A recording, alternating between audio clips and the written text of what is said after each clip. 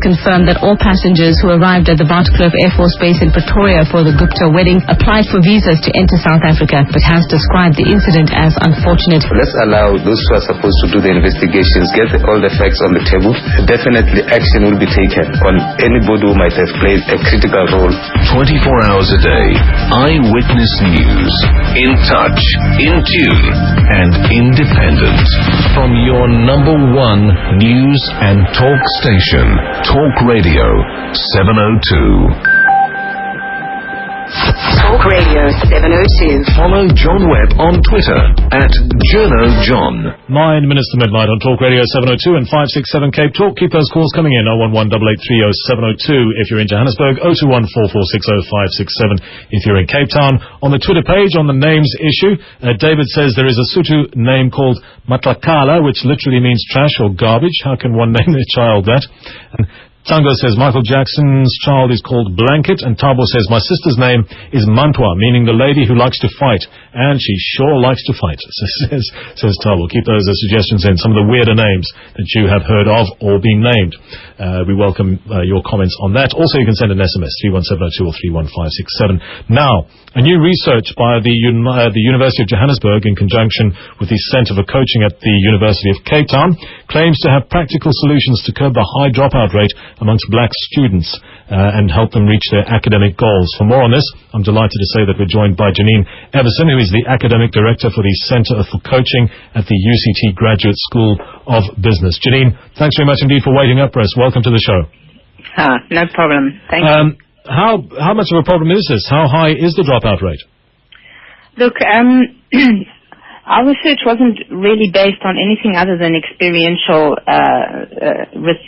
Erica Dutoy, who's the deputy head of the accountancy department at the University of Johannesburg, yes, saw that there were so many high potential young students who were just doing well in first and second years, had all the technical skills, great intelligence, but they weren't passing their third years, weren't getting into honors, and of course were not getting into the chartered accountancy profession. Yes.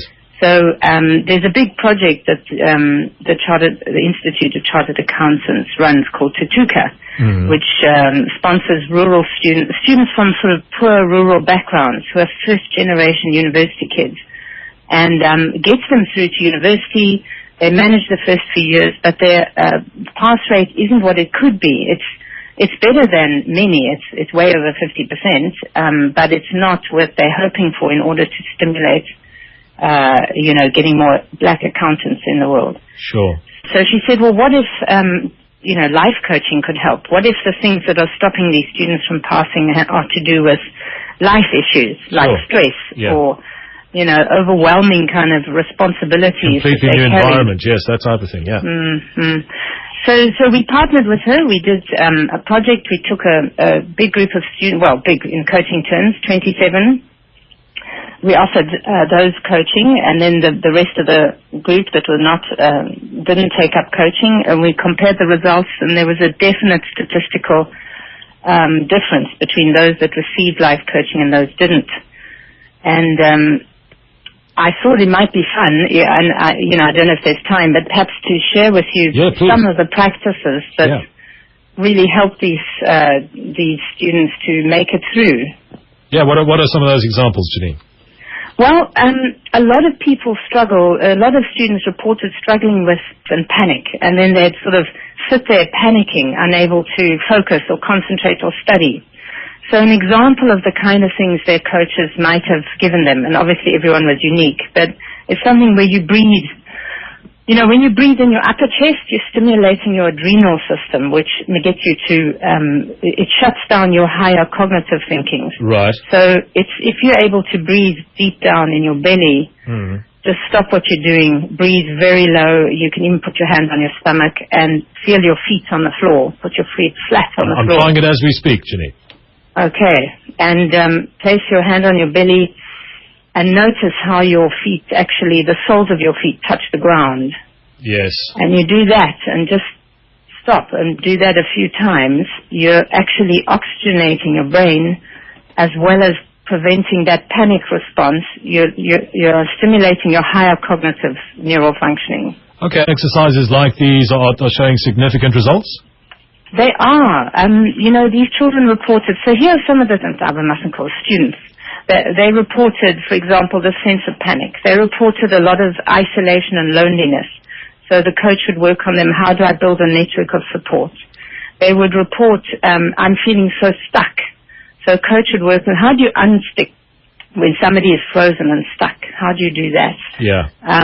They would report being emotionally overwhelmed, just the stress of responsibility to succeed when they're the only one out there, carrying the hopes of the entire family.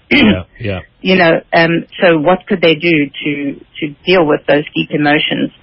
So each person would talk to their coach and say, look, these are the things I'm struggling with. And then the coach would design practices and observations that would help each and every one of them to go on their own journey.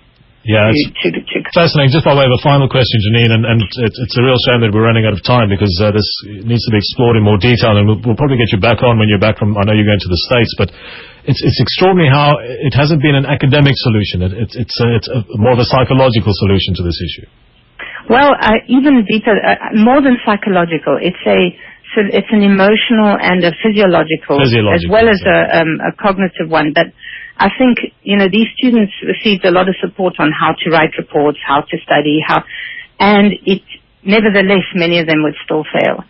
So we realized actually, passing isn't only just about can I study. It's you're in the middle of your life, often a very tumultuous life at that stage of your world. And these pressures that people are under, particularly first generation students from any background, but particularly rural backgrounds where there's no support, they're completely alone in time.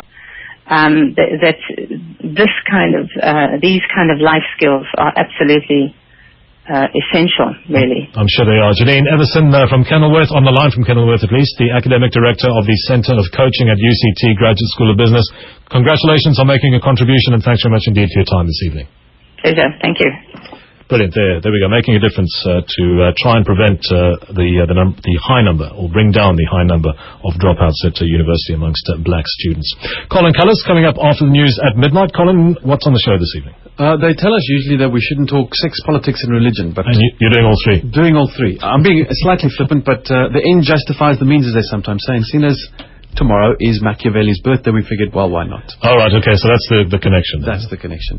For the sex part, it's kind of relationships that we're looking at. There was a story a couple of weeks back that we featured rape, and we had a guy called in who had been molested as a child. So we're doing a bit of a